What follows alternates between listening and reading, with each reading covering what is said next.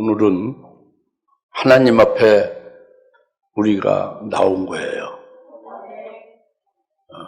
하나님의 말씀을 듣고 하나님께 경배하고 하나님을 사랑하는 그런 자로 온 겁니다. 예수님이 부활하셨어요. 사람이 부활하는 것은 없습니다. 예수님이 온 인류 중에 아주 제일 첫 번째로 죽으셨다가 무덤에서 묻혔다가 살아나셨죠.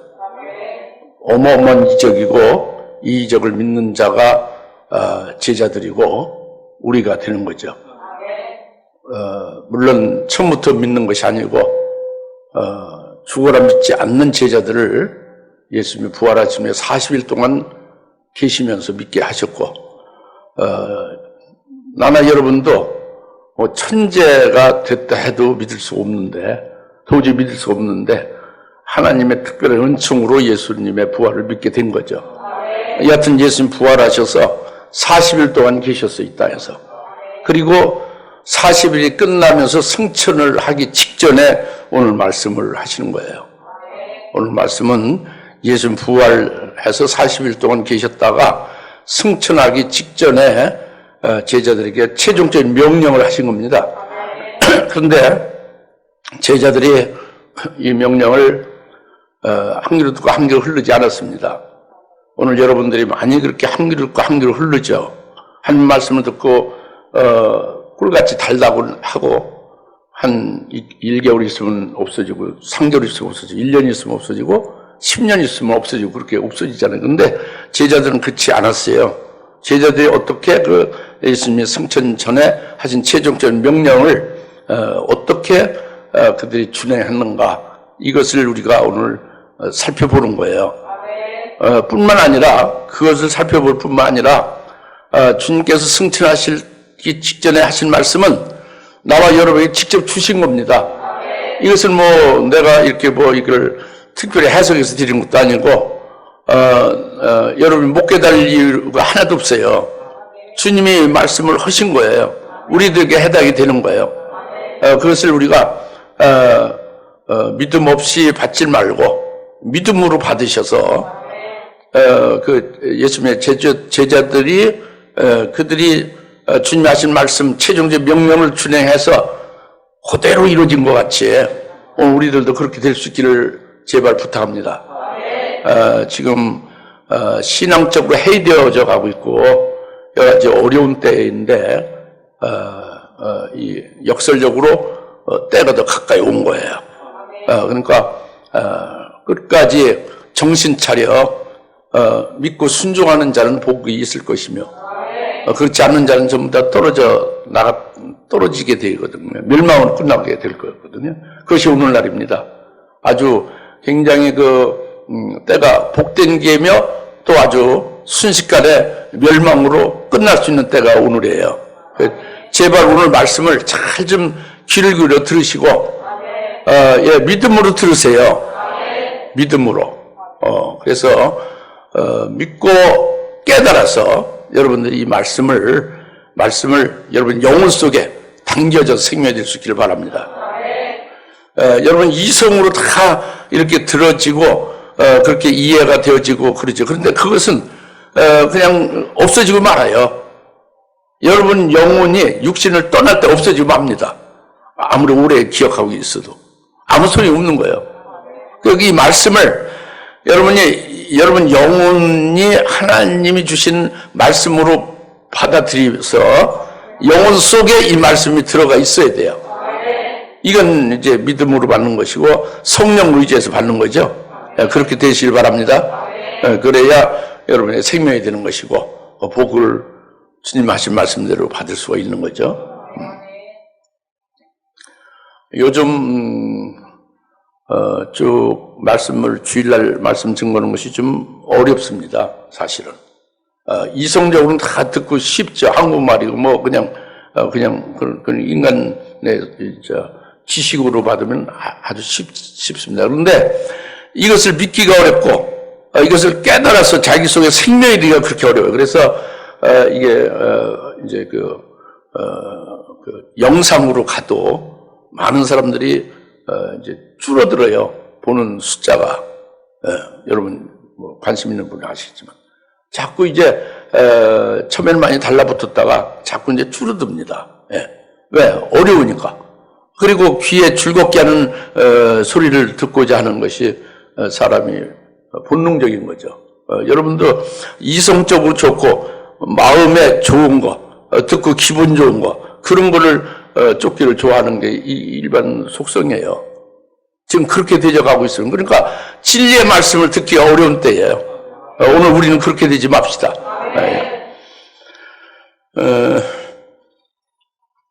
먼저 말씀드린 것은 여기 49절이죠. 보라, 내가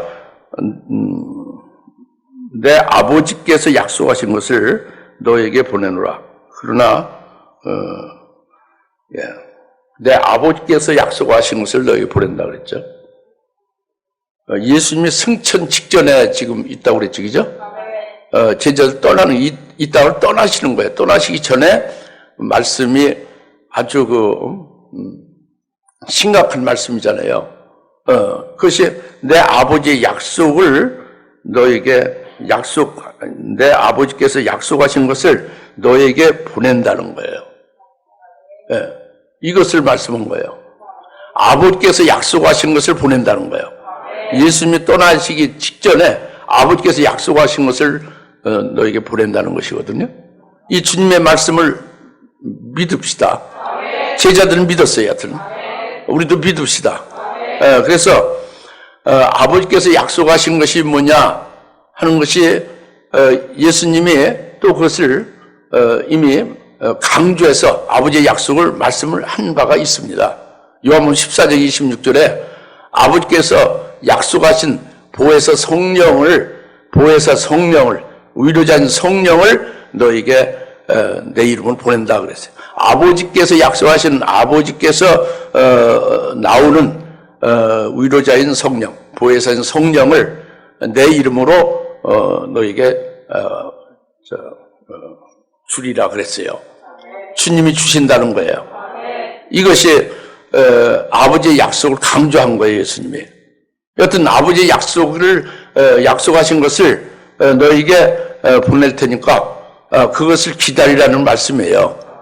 그것이 바로 뭐냐? 예수님이 강조해서 풀어주신 것이 뭐냐면 아버지께부터 나오는 그 진리, 즉 보혜사 성령이라고 합니다. 진리의 영인 성령이라고 해요. 그 성령을 아버지로부터 성령이 나오는데 그걸 내 이름으로 예수 믿는 자에게 부어준다고 해요. 그것을 말씀한 것이 아버지의 약속을 확실히 예수님이 강조하면서 풀어줬죠. 그것이 뭐냐면 요엘서 2장 28절입니다. 아버지께서 요엘 선지자를 통해서 약속하신 거예요. 뭐냐? 모든 육체에게 마지막 때에 내 영을 부어준다 하고 말씀했죠. 그게 아버지의 약속이에요. 그것이 어마어마하게 중요한 거예요. 주님께서 말씀하신 바에서 깨달을 수 있지만 좀 더 자세히 풀어드리면 왜 중요하냐? 예수님이 하나님의 아들로서 이 땅에서 오셔서 직접 가르치고 직접 보여주고 병자는 직접 안수해서 병도 고쳐주고 그랬죠. 그리고 또 자신이 희생해서 죽임을 당하시고 죄를 문제를 해결도 시키시고 대속하시고 또 부활도 하시고 그랬지 않습니까? 예수님이 직접 하나님의 아들로 이 땅에 육체로 오셔서 직접 행하신 것이 구원의 일을 하신 거예요. 그런데 예수님이 승천하게 되면 예수님이 안 계시잖아요. 그럼 누가 그 일을 하느냐? 바로 아버지의 약속이 그거다예요. 이 다른 보혜사인 예수님과 같은 보혜사인데 예수님이 아닌 다른 보혜사, 즉 성령이란 말이에요. 성령이 다른 보혜사로 오셔서 너희 속에 있어서 너희와 함께 있으면서 예수님이 하신 일을 다 한다고 해요. 그러니까 그 성령이 예수님이 구원 사역을 하시고 선한 일을 행하신 걸 전부 성령이 오셔서 예수님 대신 다 그 일을 하시고 더 큰 일을 하신다 하니까 이게 아주 굉장히 위대한 일이지. 어마어마한 일이죠. 그 아버지의 약속이 반드시 이루어져야 되겠죠. 그리고 그 이루어지니 얼마나 위대한가 하는 것을 짐작할 수 있지 않습니까? 그러니까 아버지께서 약속하신 것을 너에게 보낸다 하고 말씀하시는 아주 굉장히 그들에게 어마어마한 위대한 일이고 그들이 절대적으로 필요한 일이란 말이에요. 우리가 현장에서 생각하는 그런 게 아니란 말이에요. 절대적이다 합니다. 그래서 그들이 결국은 사모하고 그 말씀을 믿고 의지하며 기도하고 그래서 받았죠. 아버지의 약속하신 바를 이루어지게 된 거예요. 성령을 받은 거란 말이에요. 그럼 거기서 끝났느냐? 그렇게 받고 아버지의 약속이 이루어진 것으로 인해서 그래서 그게 교회가 세워지고 그 보혜사 성령으로 오늘 우리 주사님께 여기까지 이르는 거예요. 그러면서 하나님은 우리에게, 나나 여러분에게 구하라고 하시는 겁니다. 주님은 구하라고 하는 거예요. 여러분 입을 꼭 다물고 있지 말고 구하라! 하는 거예요. 구하라. 구하라고 그래요. 뭐 하라? 구하라고 하는 거예요. 구하라. 구하라고 하는 거예요. 입 다물지 말고 구하라 그래요. 그럼 뭘 구하냐? 여러분 믿음대로, 여러분이 문제 있는 대로, 여러분이 생각나는 대로, 여러분이 신앙이 되어진 대로 구하겠죠. 이것저것 다 구하죠. 그래, 그게 아니에요. 누가복음 11장 13절에 하늘에 계신 너희 아버지께서 구하는 자에게 성령을 주시지 않겠느냐 그랬어요. 그러니까 하늘에 계신 너희 아버지께서는 구하는 자에게 무엇을 구하는 자에게? 성령을 구하는 자에게 그 성령을 주시지 않겠느냐 겁니다. 그러니까 하나님이 구하라, 주님이 구하라는 말씀은 뭘 구하라? 성령을 구하라 겁니다. 성령을 구하면 반드시 하늘에 계신 너희 아버지께서 성령을 주신다는 거예요. 아직 성령을 받지 못한 자는 성령을 구해야 되는 거예요. 그 다음에 성령 받은 자도 구해야 됩니다. 뭘 구하냐? 성령에 대해서 구해야 돼요. 성령의 충만함을 받아야 돼요. 성령을 한번 받아서 끝나는 게 아니에요. 성령의 충만함을 받아야 된단 말이에요. 그게 구하라. 뭘 구하라? 성령을 구하고 성령을 받았냐? 끝난 게 아니라 성령의 충만함을 구하라 그랬죠.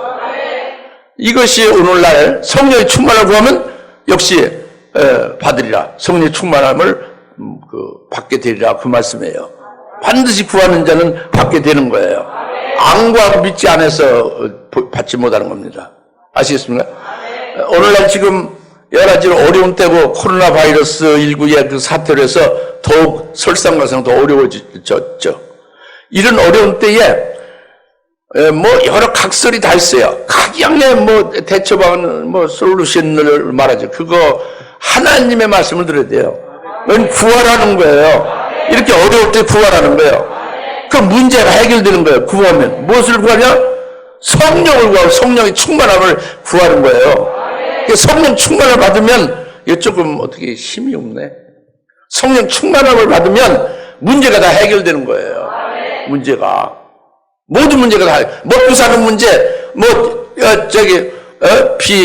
비를 피할 수 있는 거주지 문제, 여러분의 무슨 모든 여러분의 해당되는 모든 필요한 것들이 몽땅 다 성령이 충만하면 끝나버리는 거예요. 다 해결되는 거예요. 근데 모든 문제가 다 해결되는데 성령이 없고 성령이 충만하고 없으면 모든 문제가 다 소용없어요. 그 해결된 게 아니라 그게 죽음이에요. 다 파리하고 아주 그냥 다 저주에 속한 것이 되고 마는 거예요. 그러니까 우리에게 절대적으로 필요한 게 뭐예요? 성령 충만을 구해야 되는 것이 절대적인 거예요. 문제 해결책 이거 하나뿐이 없어요. 그래서 그걸 구하라고 하는 겁니다. 그 산상보론으로 쭉 말씀하시고 결론으로는 딱 구하라 그렇게 말씀한 거예요. 이것이 아버지께서 약속하신 것을 내가 보내니까 그것을 아버지께서 약속하신 것을 받기까지 너희가 기다리고 사모하고 기도하고 구하라고 합니다. 할렐루야. 근데 요엘서 2장 28절에 그 아버지의 약속이 이제 이 제자들에게 이루어졌어요. 그죠? 그로부터 열흘 후에 이루어졌습니다. 그걸 절대로 믿고 구하고 기도한 그들에게만 이루어진 거예요. 다른 사람이 이루어진 게 아니라. 근데, 그래서 오늘 우리도 그 성령을 받은 거예요. 그 이루어진 것이 오늘 우리에게 온 거예요. 그런데 요엘서 2장 28절에 아버지께서 그 말씀을 한 게 아니라, 요엘서 2장 29절에 또다시, 그러니까 요엘서 2장 28절은 말세에 내 영을 부어준다는 것이 2000년 전에 그 성령을 보혜사 성령을 부어주신 것을 말씀하고 있죠. 그런데 그로부터 2000년 끝나면 또다시 이제 그것은 그 성령 시대가 아니고 요엘서 2장 29절부터 30, 31절은 불과 피와 연기가 있을 아주 극심한 환란에 큰 환란 날에 그때 내가 내 남종과 여종들에게 내 영을 부어줘 예언하게 하리라 그랬어요. 이것이 또다시 그 말세 치말이죠. 그러니까 요엘서 2장 28절 아버지의 약속은 말세에 내 영을 부어준다는 것이 성령을 부어주심으로 이루어졌죠. 제자들에게 말씀하신 대로 제자들이 믿고 결국 그 사모해서 기도한 대로 그들이 이루어졌죠. 근데 요엘서 2장 29절은 그걸로 끝난 게 아니라 또다시 그로부터 약 2000년이 지난 그러니까 시대가 다른 거예요. 은혜 시대가 아닌 거예요. 이제 성령의 시대가 아니고 또다시 피와 불과 연기의 그런 그 환란의 때에 남종과 여종을 세워서 예언케 한다는 거예요. 그 남종과 여종은 그냥 이렇게 오늘날 목사를 말하는 것을 가리키는 게 아닙니다. 오늘날 신학교 교수나 무슨 교회 지도자를 말하는 게 아니에요. 이 요엘서 2장 29절의 남종과 여종은 그 2장 28절에 자녀들이 성령을 받죠. 그 다음에 더 성장해서 청년들이 환상을 보죠. 그 다음에 더 성장해서 이 장로의 자리에 있으면 꿈을 꾸죠. 이런 과정을 거친 후에 남종 여종이에요. 그러니까 상당히 그 주님께 속한 자들을 말하는 거예요. 은혜 시대는 주님께 속하지 아니해도 뭐 그 사기꾼도 쓰고 살인자도 쓰고 다 쓰는 거예요. 선한 자도 악한 자도 다 주님이 도구로 쓰는 거죠. 그런데 요엘서 2장 29절은 내 남종들과 여종들, 특별히 내 남종과 여종들이라고 특별히 그렇게 말씀하시고 그들에게 내 영을 부어줘. 이건 7영을 가리킵니다. 7영이라는 것은 요엘서에 없어요. 신약 성경에 요한계시록에 가서만 있어요. 그러니까 종말의 그 환란 때만 해당되니까 7영이 있죠. 그래서 7영을 부어 주어서 그때에 예언하게 하리라. 이 말씀이 지금 살아 있어요. 요엘서 2장 29절 말씀은 아버지의 약속이 지금 살아 있어요. 아버지의 약속이 다 이루어졌습니까? 지금 살아 있습니까? 지금 살아 있어요. 남아 있어요. 남아 있습니다. 언제 남아 있어요? 말세 치발에. 말세의 내용을 보여준다는 건 이 요한일서 2장 28절 이루어진 거예요. 그래서 사도 베드로를 통해서 사도행전 2장에서 그 요엘 선지자가 말한 요한일서 2장 28절 말씀에 쭉 있는 걸 풀어주고 있잖아요. 아버지의 약속 이루어진 걸. 그러나 요한일서 2장 29절은 풀어주지 않았어요. 그것은 아직 안 이루어진 것이고 종말에 주의 재림의 때가 가까운 때에 이루어질 남은 약속이거든요. 그것은 그대로 남아있거든요. 어디에 남아있냐? 종말에 사는 그리스도인들에게 남아있는 거예요. 종말에 있는 교회들에게 남아있어요. 그런데 오늘 이것을 심각하게 예수님이 승천할 때는 아주 참 굉장히 장엄한 약속을 한 거예요. 아버지께서 약속하신 것을 기다리라고 그랬잖아요. 보내준다. 그죠? 그와 같은 주님의 제자들에게 승천을 하신 말씀 똑같은 그 말씀에 종말에 우리에게 해당이 되는 거예요. 직접 해당되는 거예요. 그 말씀이 계속 유효한 거예요. 지금 승천하실 제자들에게 대상이 됐지만 그것은 그대로 이루어졌지만 아버지의 약속은 계속 남아있잖아요. 남아있는 해당자들에게 주님께서는 역시 아버지의 약속을 내가 너에게 이루어줄 테니까 기다리라는 말씀은 계속 있는 거라고요. 우리들이 그것을 믿어야 되죠. 심각하게 믿어야죠. 아버지의 약속이 우리에게 이루어지지 않으면 큰일 나는 거예요. 아주 큰일 나는 겁니다. 영적으로 사느냐 죽느냐 문제가 있는 거예요. 아버지의 약속을 반드시 우리가 기다려야죠. 그래서 7영을 보여준다는 거죠. 7영이 아니면 우리가 이 환난 날에 이길 수가 없다는 것이 나오잖아요. 그러니까 이것을 우리가 기다려야 된다는 것. 그것을 우리가 오늘 좀 잘 다시 상기해서 믿음 없으면 믿음을 갖고 잊어버렸으면 다시 되살려서 그것을 사모하고 기도하고 여러분이 이루어지기를 바라야 된다. 할렐루야. 이것이 첫 번째 주님이 원하시는 거예요. 믿으십니까? 절대 이것을 잊어버리시면 안 됩니다. 이루어지면 계속 기도하셔야 되는 거예요. 사모해야 되는 겁니다. 아버지의 남은 약속이 내게 이루어지기를. 그 다음에 두 번째로 50절에 아니 49절의 하반절이에요. 그러나 높은 곳으로부터 능력을 입을 때까지 예루살렘 도성에서 기다리라. 능력을 입을 때까지, 높은 곳에서 능력을 입을 때까지 예루살렘 도성에서 기다리라. 능력을 위로부터 입을 때까지 기다리라고 그랬죠. 능력을 입을 때까지. 사도행전 1장 4절에 예수님이 승천하시면서 하신 말씀을 또 다시 강조해서 말씀을 또 기록하고 있잖아요. 사도행전 1장에서. 사도행전 1장 4절에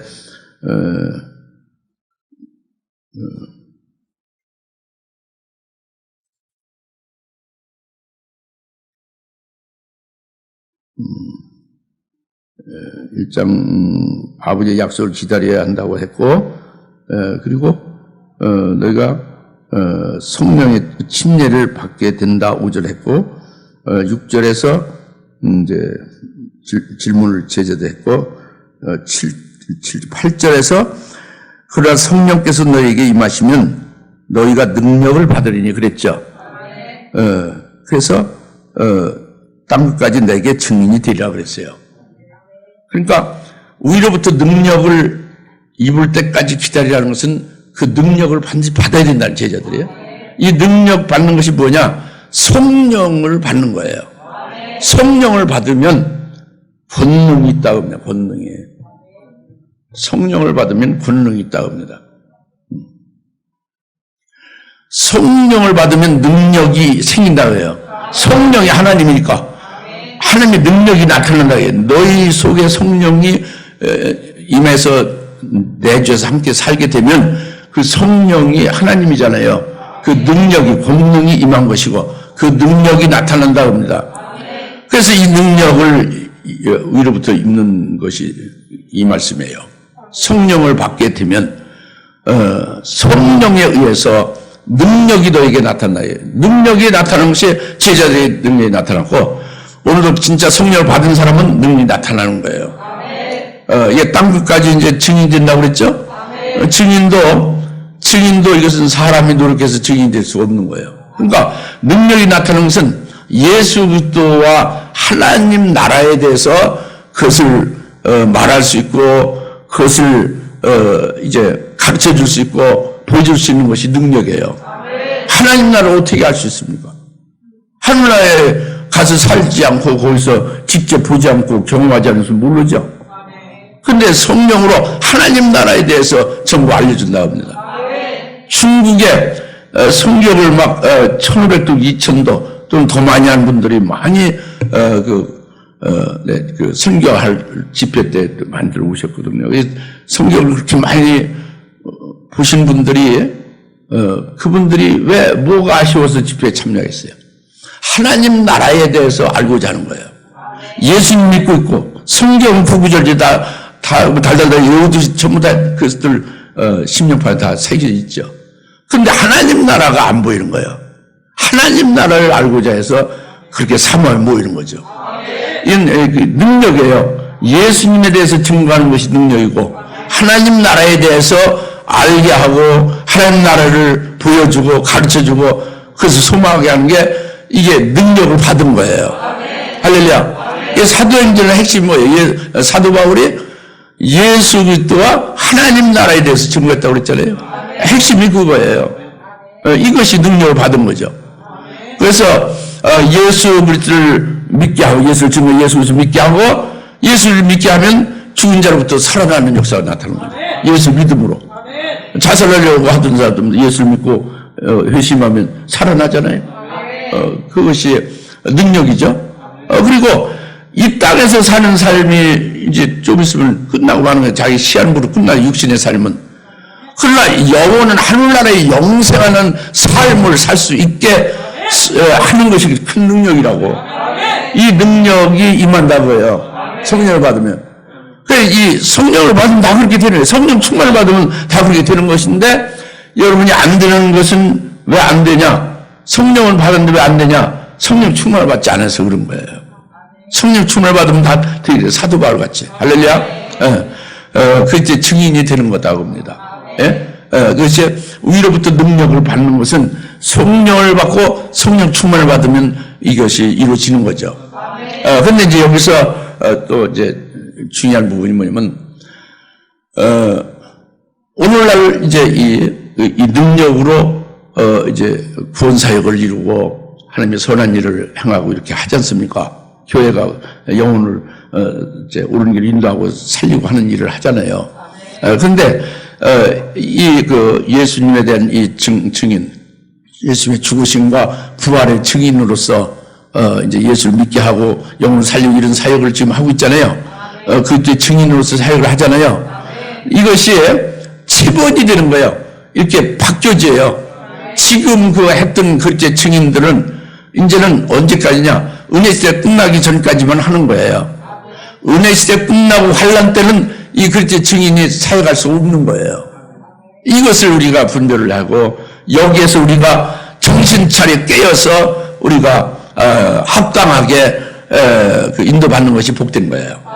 바로 뭐냐면 환난 날에, 은혜 시대 끝나고 환난 날에는 특별한 권세를 받아서 그 권세로서 예언하는 것이 되는 거예요.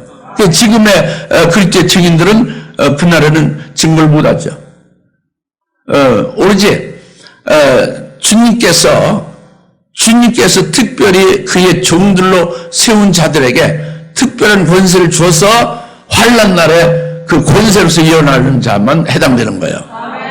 지금의 그리스도의 증인은 이제 체본되는 거죠. 이제 그 보초가 바뀌듯이 그 증인이 바뀌어지는 거예요. 환난 날에 사역을 못해. 지금 그리스도의 증인들은 특별한 권세가 있어야 한다고 합니다.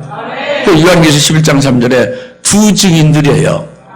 그 권세를 받아 1260일 동안 예언한다는 게 바로 그겁니다.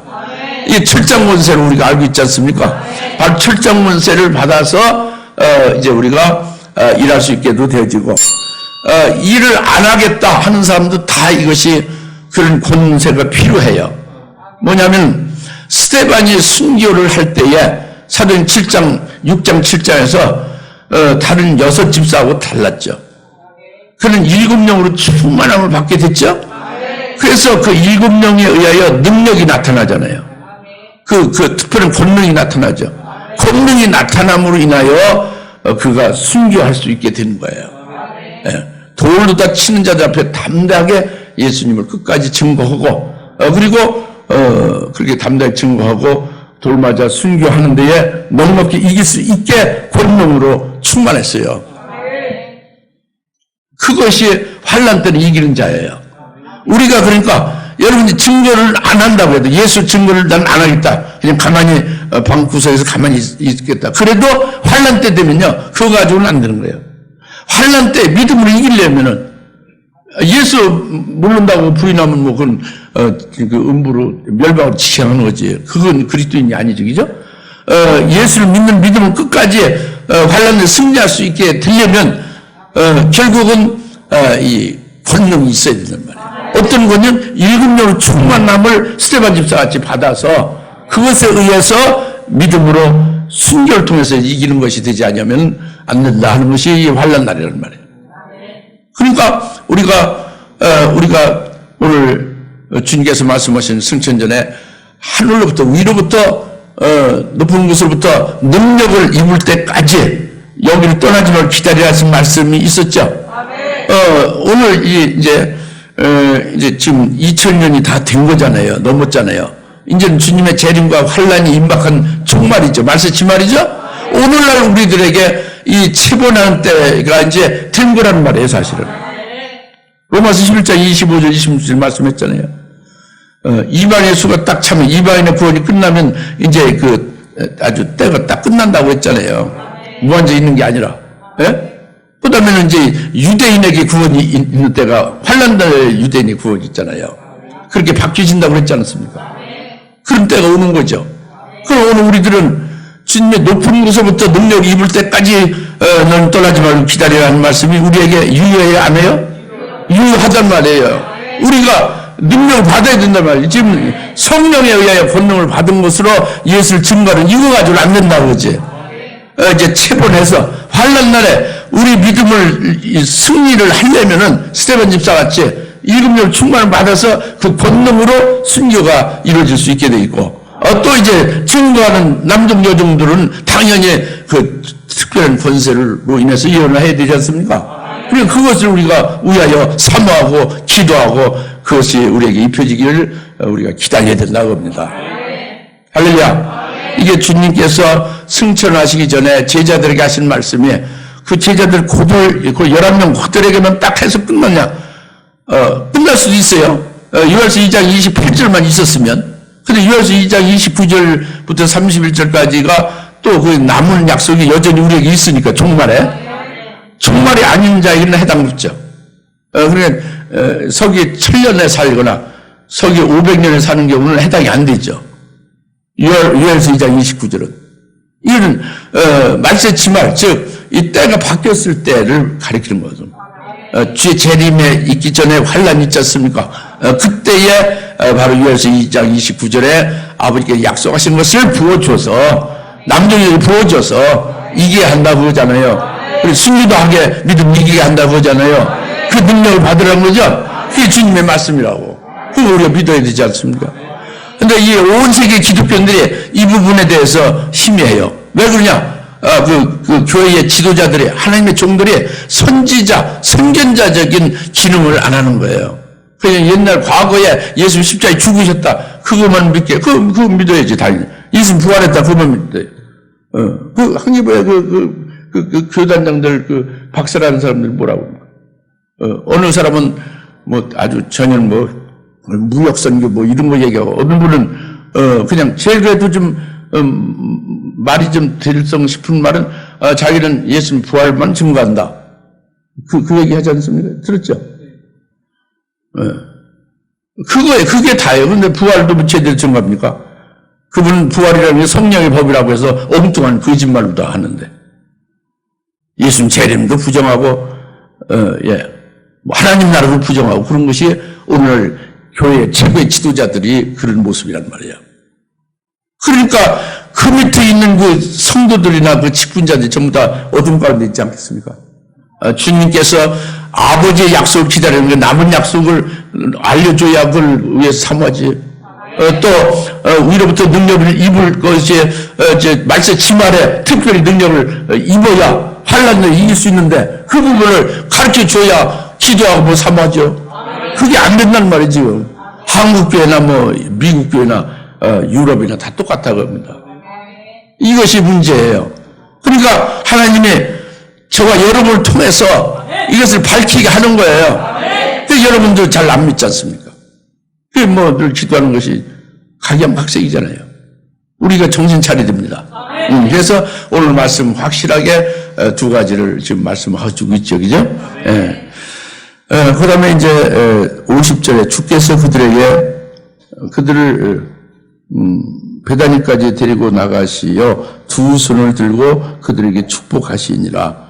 주께서 그들에게 축복하실 때 그들에게서 떠나 하늘로 올라가시냐 그랬죠. 주님께서 승천하기 직전에 두 손을 들어 이제 그러니까 아까 처음에 아버지의 약속을 기다리라는 말씀하고 위로부터 능력을 입을 때까지 기다리라고 한 말씀 한 다음에 이제 떠나는 거죠. 떠나기 직전에 두 손을 들어 축복하죠. 이것이 오늘도 예수님은 두 손을 들어 그리스도인들을, 예수 믿는 자를 축복하십니다. 실제로. 이건 계속되고 있어요. 그리스도를 믿는 그리스도인들은 예수께서 두 손을 들어 우리를 축복하십니다.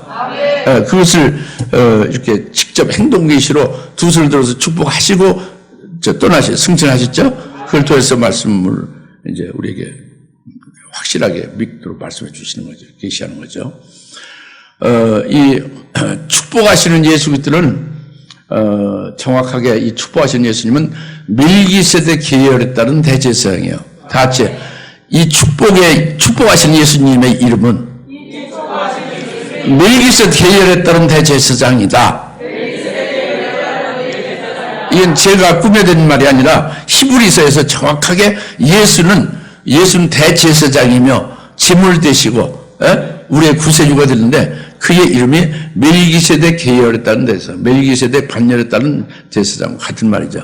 여튼 멜기세덱 반절 조준 제사장, 멜기세덱 계열에 따른 대제사장에 우리를 축복하시는 예수님을 정식 풀네임이 그런 말이죠. 그래서 멜기세덱 계열에 따른 대제사장은 멜기세덱으로서 우리를 축복하여요. 먼저 그 멜기세덱을 축복하시는 분은 창세기 14장 19절에서 멜기세덱이 아브라함이 나오잖아요. 그렇죠? 멜기세덱이 아브라함이 나오죠. 아브라함이 나와가지고 그가 뭘 해요? 예, 그가 축복하죠. 예? 예. 그렇죠. 창세기 14장 19절에 하늘과 땅을 소유하신 소유주인 지극히 높으신 하나님, 그 지극히 높으신 하나님의 아브라함을 축복하여 주소서 그렇게 축복하잖아요. 하늘과 땅을 소유하신 소유주가 되시는 지극히 높으신 하나님의 아브라함을 축복하소서 그랬죠, 이죠? 그리고 원수를 내게 내 손에 넘겨준 그 지극히 높으신 하나님을 송축하라 아브라함은 그랬죠. 그러니까 아브라함이 11조를 그 멜기세덱에게 바쳤죠. 이거 창세기 14장 19절에 멜기세덱이 아브라함에게 축복한 거예요. 근데 아브라함은 믿음의 조상이죠. 우리가 예수를 믿죠. 예수를 믿으면 아브라함의 아들이 되는 거예요. 믿음의 조상이니까 조상에 속한 자가 되죠. 우리가 예수를 믿으면 아들을 믿음으로 말미암아 아브라함의 아들이 되었느니라. 아브라함의 후손이 된 거죠. 그러면 멜기세덱이 나타나서 아브라함에게 축복할 때에 아브라함 혼자만이 아니라 아브라함의 허리에 있는 우리도 똑같이 축복을 받은 거예요. 이걸 믿으세요. 여튼 멜기세덱이 아브라함 축복한 것이 멜기세덱이 우리도 축복한 것을 믿으십시오. 이게 진짜니까. 안 믿으면 여러분만 손해지. 믿어야 당연한 거예요. 예수를 믿으면 아브라함이 우리와 관계되죠. 그분이 믿음으로 최초의 조상을 세웠잖아요. 그에게 속한 자란 말이가. 그 아브라함 멜기세덱이 축복했으면 당연히 우리도 아브라함 거기에 속해 있잖아요. 그 속에 아브라함 허리에 있다고요 우리가. 그러니까 우리도 축복을 받은 거예요. 무슨 축복을 받았냐? 아브라함의 축복을 받은 것은 말씀을 좀 드리면은 영원한 구원의 축복을 받은 거예요. 영원한 구원을 받았다고 합니다. 아브라함 영원한 구원을 받은 것을 그것을 말하는 거예요. 우리가 영원한 구원을 멜기세덱으로 받았다는 것을 그것을 축복으로 이제 하시는 거예요. 이 영원한 구원을 받은 자는 하늘나라에서 영원히 살 수 있는 자가 되지 다시는 지옥 갈 수 없는 구원을 받은 것이 되는 거죠. 얼마나 큰 겁니까? 그것이 멜기세덱이 축복하신 내용이에요. 또 멜기세덱은 하나님의 평강이에요. 평강의 살레망이잖아요. 하나님의 평강을 받은 게 축복이에요. 하늘문이 땅이 꺼지고 이 코로나를 전 세계 청구해도 딱 하나님의 평강이 자기 속에 있으면 멜기세덱 안에 복이 있으면 여러분들은 우왕좌왕하지 않고 불안하지 않습니다. 이 하나님의 평강이에요. 그게 멜기세덱의 복으로 축복한 거예요. 아브라함의 복을 그렇게 받고 저도 받았어요. 사도 바울도 받았고 여러분도 믿으면 받는 거지. 믿으십시오. 하나님의 의의죠. 멜기세덱이 하나님의 의예요. 사람의 의를 처음에 하나님의 의로만 100% 되게 하는 게 멜기세덱이거든. 하나님의 의를 받은 거예요. 그게 축복이지. 하나님의 의로 받으니까 그것이 하나님의 의로만 살면 그 전부 하늘나라에 하는 게 다 기쁘게 열람하죠. 어렵습니까? 어려우면 통째로 그냥 믿음으로 받으시고, 여러분 신앙이 좋아지면은, 졸지 마셔. 졸 때가 아니지. 여러분 신앙이 좋아지면 다 그렇게 이루어져요. 그러면 악병들에서 내일 죽는 그 선고를 받아도 아주 멜기세덱 안에서 평강과 의가 넘치는 거예요. 죽음이 없는 거예요. 영생으로 사는 거예요. 내일 죽는다는 건 의사가 말한 거지. 육체가 죽는 건 죽음이 아닌 거예요. 멜기세덱 안에서 영생이죠. 할렐루야. 이런 복을 아브라함에게 줬고 이렇게 우리에게 준 것이 멜기세덱인데, 여기서 끝난 게 아니라 멜기세덱 계열했다는 대상이 예수잖아요. 멜기세덱 계시다가 이제 육체를 입고 오신 것이 그 멜기세덱 계열에 따라서 오셨다고 그랬잖아요. 멜기세덱의 반차를 쫓아 오셨다고 그랬잖아요. 그 반차 계열 아십니까? 사극을 본 사람은 분명 알지. 정배품, 정일품, 정이품, 정상품, 그 품계가 있잖아요. 반열, 반차. 예? 독이라는 반차는 멜기세덱과 독이라는 반차가 예수라 그거예요. 아시겠습니까? 그러니까 그 예수님이 승천하기 전에 두 수를 들고 축복했다고 합니다. 이건 멜기세덱을 축복한 거에 더 이제 덧붙여서 더하여 축복한 거죠. 멜기세덱 계열했다는 대상이니까 예수님은. 멜기세덱 복을 받았죠. 아브라함이나 우리 다. 이제 멜기세덱 계열했다는 대상인 예수님의 복을 받는 거예요. 그것은 바로 뭐예요? 바로 여러분이 이미 깨달은 대로 성령을 부어주시는 거죠. 아버지 약속을 이뤄주는 거잖아요.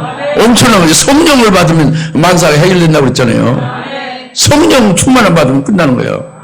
그래가지고 성령을 받게 되니까 이 땅에서 사는 것이 아니라 하늘나라에서 영생을 위하여 사는 열매를 맺게 하는 거잖아요.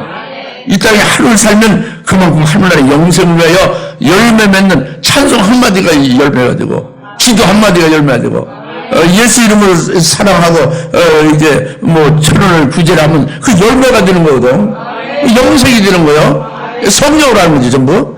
이렇게 해서 영생을 위한 열매면 삶이 되게 하시는 이런 거. 그리고 예수께서 누리신 모든 것을 똑같이 믿음으로 그리스도 안에서 똑같이 다 누릴 수 있게 하는 복을 준 거예요. 예수께서 축복하는 것은 받을 수 있는 자는 받을 수 있는 거지.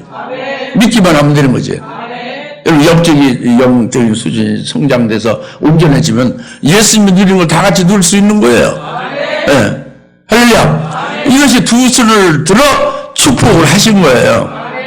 예수님이 다시는 멜기세덱이 됐던 대제사장님, 그걸 멜기세덱으로 축복하셨고, 그것이 우리에게 있고, 또 이제 그가 이제 멜기세덱이 됐던 대제사장, 즉 예수님으로 축복을 또 더불어 하셨고, 할렐루야. 이렇게 축복하시고 승천하셨다고 합니다. 아시겠습니까? 좀 믿으십시오. 이 복을 간단히 그냥 한 10분 사이 했지만 이것은 10분이 아니라 1년 내내 해도 부족할 그런 말씀이죠. 그러나 여튼 잘 새겨서 여러분 소화되기를 바랍니다. 그래서 승천하실 때에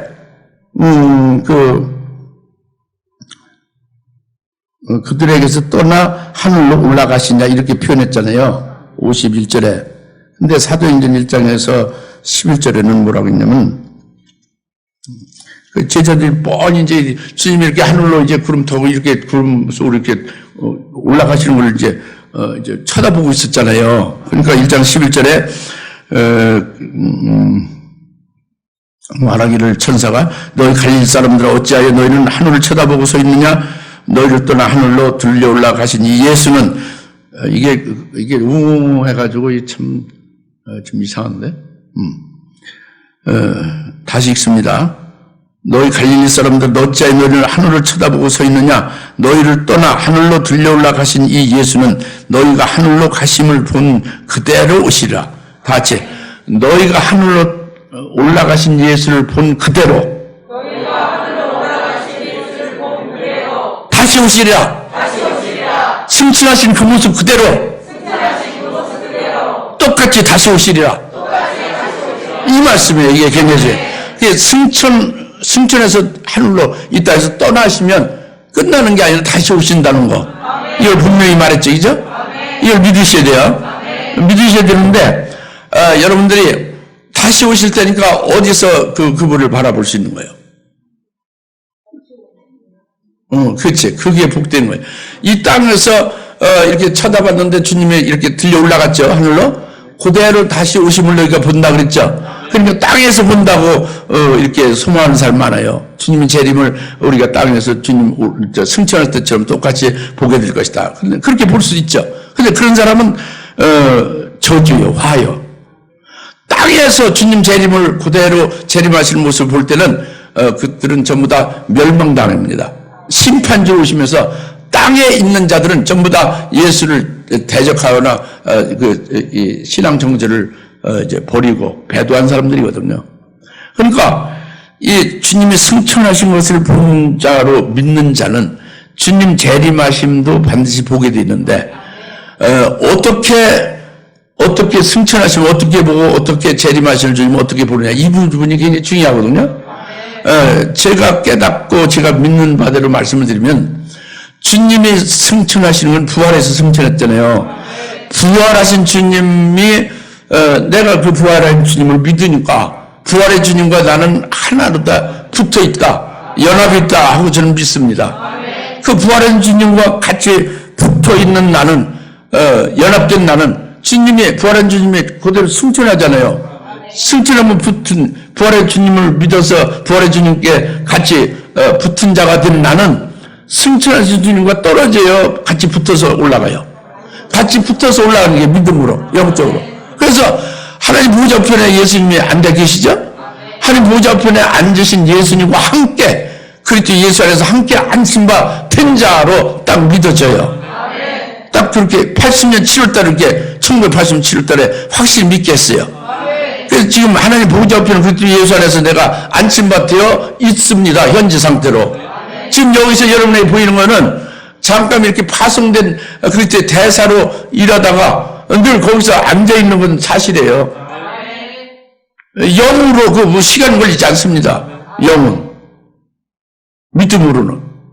믿음은 시간 안 걸려요. 영은 시간 안 걸려요. 왔다 갔다 하는데. 영체는 시간 안 걸려요. 영의 몸을 입은 것도 부활한 후에도. 할렐루야. 그래서 주님이 승천하신 것을 믿는 나는 부활하신 주님이 승천할 때 부활하고 승천하신 주님과 같이 붙은 자, 하나 된 자가 되었음을 믿기 때문에 지금도 그리스도 예수 안에서 하나님 보좌 우편에 앉으신 예수님과 함께 나도 보좌 우편에 앉아 있다 이렇게 믿어져요. 하늘에 속한 자죠, 제가. 이것을 제가 끊임없이 증거합니다. 세례받을 때 아주 이것을 굉장히 강조하고 이것이 이루어지기를, 굉장히 이루어지기를 세례받을 때 강조하죠. 그래서 우리 주상교회 이걸 굉장히 강조합니다. 그래서 이렇게 연합이 됐으면 주님이 재림하는 것도요, 재림할 주님께 붙은 자로서 주님이 재림할 때 하나님 보좌 우편에서 이제 공중으로 오시잖아요. 그때 같이 그에게 붙은 자로 같이 오는 거예요. 그러면서 보는 거예요, 재림 주님을. 주님이 승천하실 때 너희 본대로 그대로 다시 오시리라. 이 말씀이 우리의 소망이에요. 승천과 재림의 소망입니다. 그런데 어떻게 소망이 되냐? 믿음대로 되는 거죠. 다시 말하면 이제 이 땅에서 주님이 오실 것을 바라보느냐, 아니면 하늘에서 나도 부활해서 주님과 함께 하늘에서 공중으로 주님이 재림할 때 같이 그에게 붙은 자로 같이 함께 재림할 것이냐, 이 부분을 확실히 믿음으로 여러분이 결정되는 거예요. 믿음으로. 할렐루야.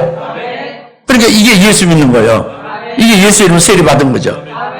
이렇게 예수님과 하나로 연합이 안 됐으면 세례를 진정으로 받지 않은 거예요. 성령 로마서 6장에서 세례가 그거죠. 그래서 고린도서 3장 1절 이하에서도 그러잖아요. 너희가 그리스도와 함께 살아났으면 너는 위의 것을 바라보고 그리스도와 함께 하나님 보좌 우편에 앉아있고 너희 생명이 지금 보이지 않지만 그리스도가 재림할 때에 너희가 그때 네 생명이 나타날 것이다. 물론 그 생명은 영원히 누리는 하늘의 영생이잖아요. 그 영광을 입은 모습으로 확인되는 거지. 왜? 어디서 하나님 보좌 우편에 있으니까 그리스도와 함께 이제 죽을 때 살아났으니까, 연합이 됐으니까.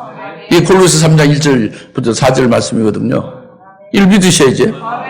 그래서 지금 좀 시간이 걸렸는데 여튼 주님이 승천하시고 그것을 올려보는 그들이 다시 주님이 그대로 재림하신다. 이것을 너희가 볼 것이다. 우리가 어떻게 주님의 재림을 볼 것이냐, 우리의 신앙이 어디 있어야 되냐, 이 부분이 오늘 확실하게 결정돼야 돼요. 믿음으로. 하늘에 있어야 된다고 합니다. 이 땅에 있으면 안 된다고 합니다. 그 다음 마지막으로 그들이 기쁨이 충만하여 예루살렘에 계속 성전에 있으면서 찬양하더라 그랬죠. 어디에서 찬양했다고 했어요? 성전이죠. 그러니까 예루살렘은 맞는데 성전이죠. 그러니까 52절의 본문에 그들이 주를 경배하고 기쁨이 충만하여 예루살렘으로 돌아와 53절 계속 성전에 있으면서 하나님을 찬양하고 송축하더라 그랬죠. 여기 중요한 것이요. 예수님이 지금 자기들하고 이별하잖아요. 그 제자들을 떠나잖아요. 하늘로 올라가잖아요. 그래 이별하는데 기쁨이 충만해요? 슬퍼요? 섭섭해요? 이별하는데 아이 잘됐다 속 이제 안 썩겠다 이렇게 아주 기쁨이 충만한 게 오른 거예요? 이별할 때 섭섭하고 슬픈 게 오른 거예요?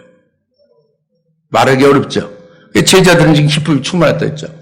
그럼 예수님이 속색해가지고 아이고 이제 아주 알튼이가 빠짐없이 속 시원하다 이렇게 기뻐하는 거예요?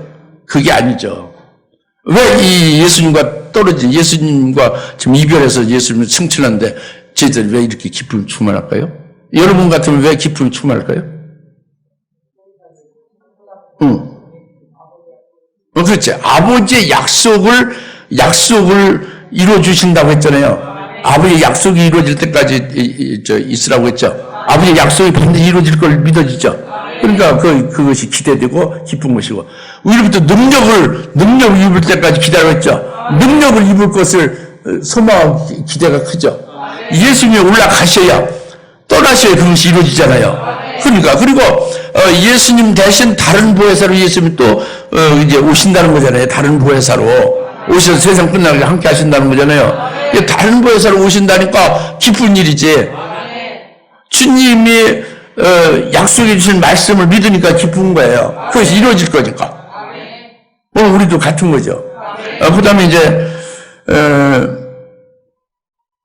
예루살렘으로 돌아와서, 이들이 500명이 넘게 예수님 승천한 걸 봤는데, 이 주님이 하신 말씀, 그 예루살렘에 돌아가서, 주님이 하신 최종적인 명령을, 이루어질 때까지 명령을 순종해서 기다리라고 한 그것을 절대 딱 믿고 아멘해서 돌아온 사람은 500명 중에서, 500명이 넘는 중에서 120명이 왔다고 했어요.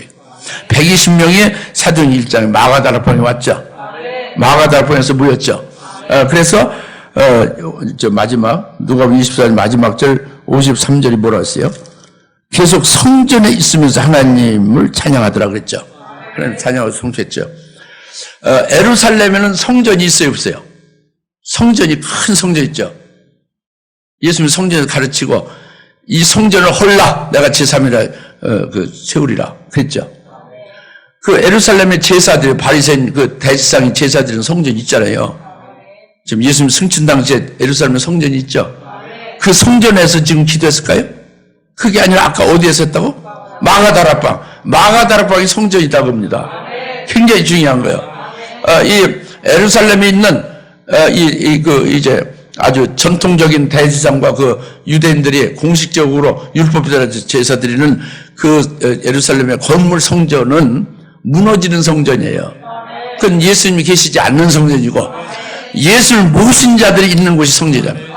주님의 승천할 때 최종적인 명령을 주님의 말씀을 아멘으로 절대로 믿고 그 말씀에 의하여 순종해서 마가다락방에 모여서 기도하는 이들이 있는 곳이 성전이다.